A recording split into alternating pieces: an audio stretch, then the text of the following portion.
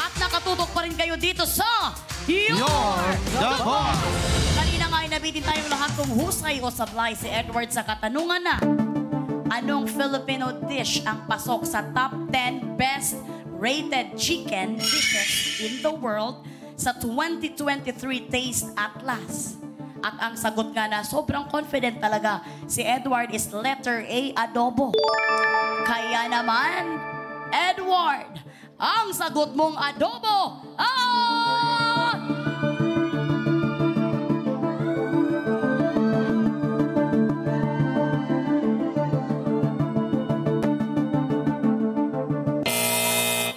sabla. Ako, hula ko lang. Hula ko naman, tinola. Ang hula naman ng assistant ay tinola dahil ang tamang sagot ay wrong pa rin, Kuya Bayani, dahil ang tamang sagot is letter B, inasal. Inasal. Correct. Ang adobo makes sense naman kasi kasama ang adobo pero sa kategory, sa ibang kategory. Sa kategory na Top 5 Stew Dishes 2022. Ayan. Sa inilabas na ranking ng Taste Atlas para sa 10 best rated chicken dishes in the world, pang-10 ang inasal na manok na nag-originate sa Bacolod. Kanang may gidya mga pagkaon, gidya sa Bacolod. At ito ay may rating na 4.6. We're very sorry, Edward, ikaw ay sablay. Yun na nga, let it be a lesson sa lahat ng mga viewers natin. Huwag maging overconfident.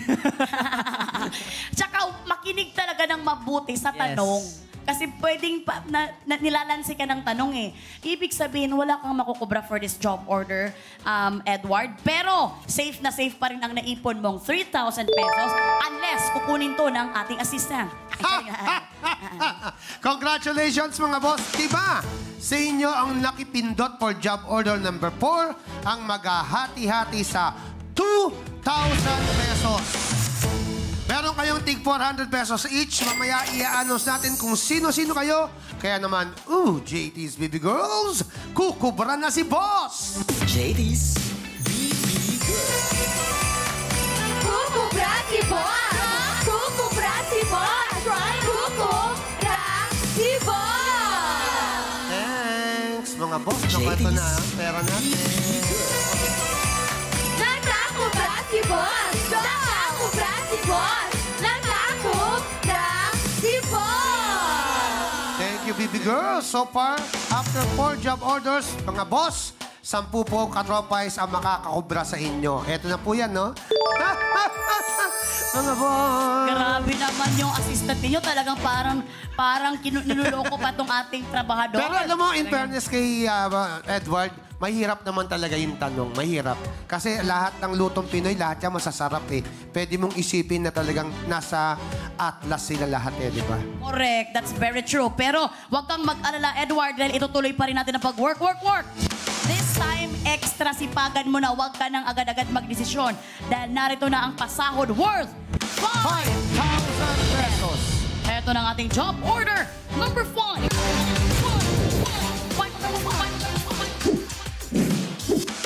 Mga boss, 5,000 na ang pasahod. At sa inyo pa rin magmumula ang utos. Maglagi na sa pi.com.ph. Mula sa lahat ng mga makikipindot ngayon, may chance kayo sa 5,000 pesos! Wow! Kapag sumablay ang ating trabahador na si Edward, boss, anong gusto nyong iutos po kay Edward? Bingwit bote o nakakalak-ah? Ano po? Meron kayong 30 seconds para pumili dahil katropais, you're the boss! Ayan na nga, Edward. Mabibingwit mo kaya ang huling job order ng mga boss or maloloka ka? Anong utos ang mas kaya mo? Bingwit bote or nakakaloka? Feeling ko sa ngayon, tahimik lang ako. Tahimik. Wala akong sasabihin para walang advantage yung mga boss natin. Sorry, love ko kayo, pero tahimik lang. Tahimik. Ibigay natin sa kanya ang kanyang katahimikan. Kaya naman, Kuya Bayani, ano ang na-approve dyan? Maganda yung technique niya. At least hindi mo alam ng mga boss natin kung ano yung gusto niya at ayaw niya. Ayan, time's up. Katropais, you're the boss. Ang utos na approve sa mga boss natin with 79% ay nakakalok. Ano kayang evaluation ng ating boss sa utos na ito? Watch this, mga katropa. Katropais! You're the boss! Security is the key. Hindi na dapat mag-worry sa nasirang kandado at nawawalang susi. To the rescue ang mga locksmith o ang panday susi. Kaya para sa utos si boss, i-shoot ang susi sa loob ng pencil holder gamit ang isa pang susi. Kailangan itong magawa ng 3 beses sa loob ng 60 seconds.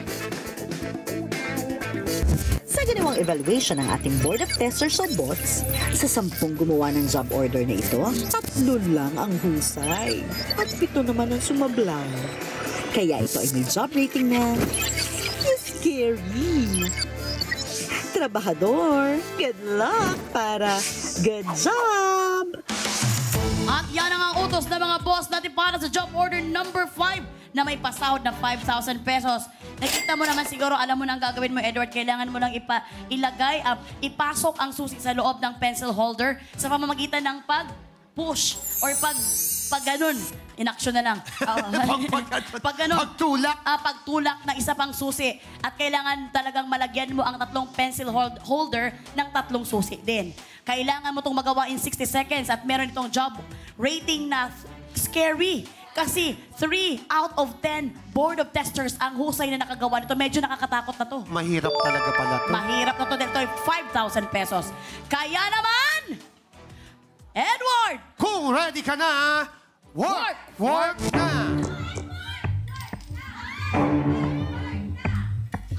Naku, na-shoot ang isa! Ang galing ni Edward, naka-ready na agad ang mga kuan para magaling siya talagang mag-shoot. Meron ka na lamang 45 seconds, Edward. Kaya mo yan, Edward. You can.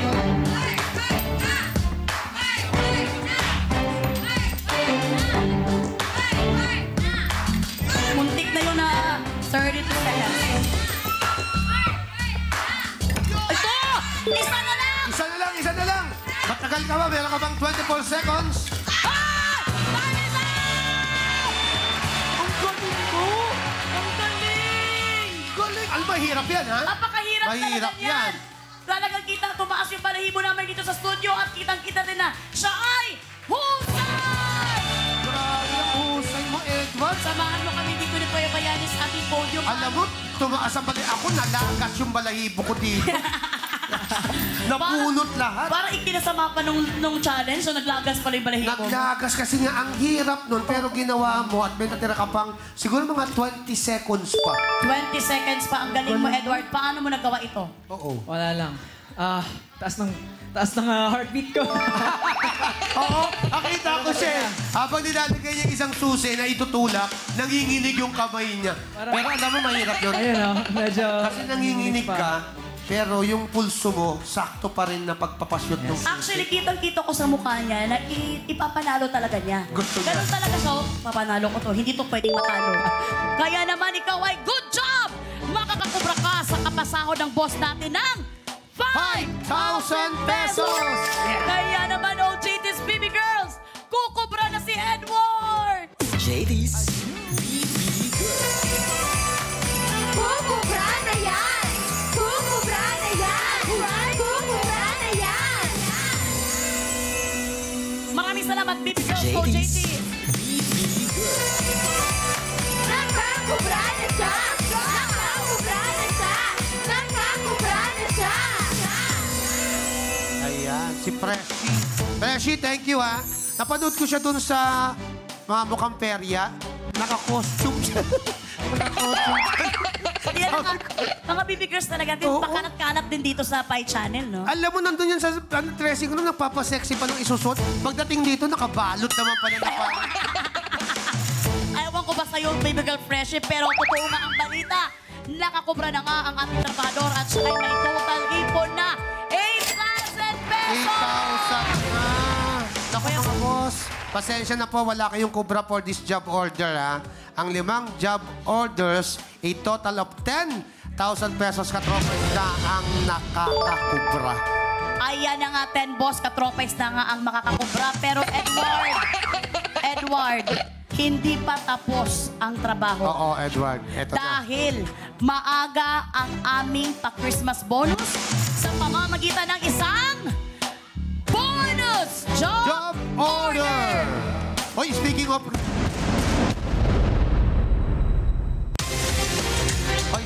Christmas, malapit na ang Christmas, no? Oh, yes! Bare months na. Merry Christmas in advance po sa inyong lahat. Correct. 100 days na lang 101 days na lang mag-Christmas na. Oo. At eto na, Kuya Bayani, ang bonus job order na yan ay nagkakahalagang 10,000 pesos! Kaya naman, Edward, ang tanong, iuuwi mo na ba ang sinahod mong 8,000 pesos or gusto mo pang magka-bonus? Dahil kapag tinuloy mo ito at husay ka, talaga napagtagumpayan mo ang bonus job order, may uuwi mo ang 10,000 pesos plus ang naipon mong 8,000 pesos. Pero eto yan, kapag sablay ka, mapupunta sa Boss Katropais ang 10,000 pesos at mawawala sa'yo ang naipon mo kaninang 8,000. Pero kung gusto mo... Ganda nun? Ulitin mo nga yun. 1, 2, 3. Pero... Kung Para ka na-stroke. Ay! Sibuko pa na yun. Pero kung gusto mo pang makasigurado, Edward, pwede kang umuwi na at sa'yo na. Safe na makukubra mo na ang 8,000 pesos. Kapag umuwi ka na, wala ka na ring chance magka-bonus ang mga boss for tonight.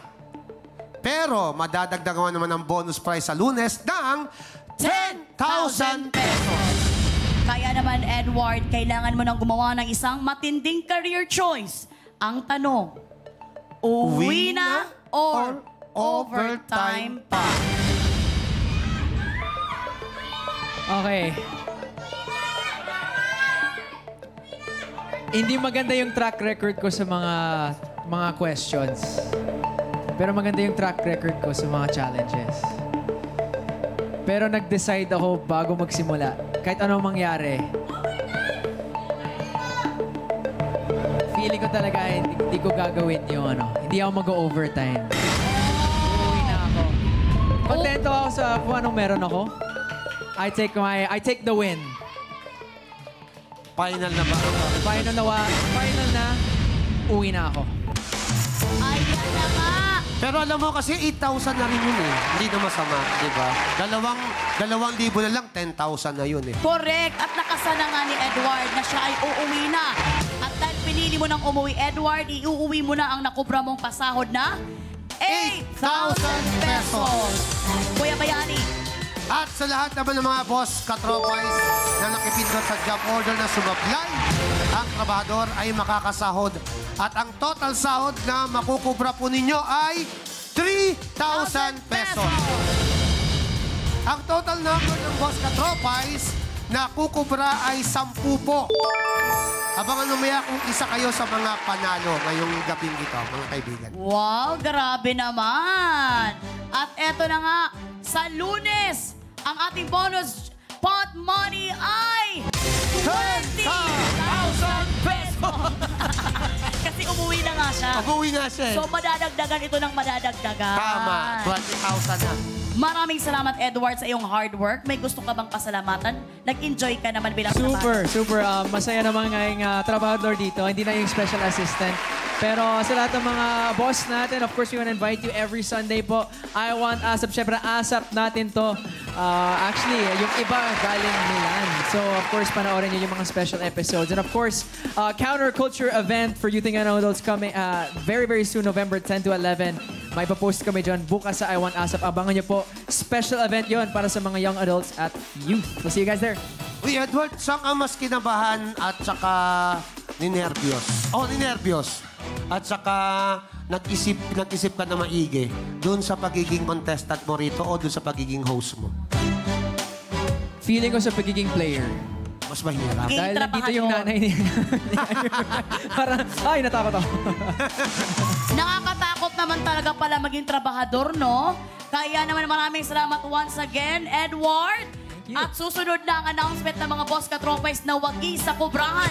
Maraming salamat sa lahat ng sumali dito sa You're the Boss!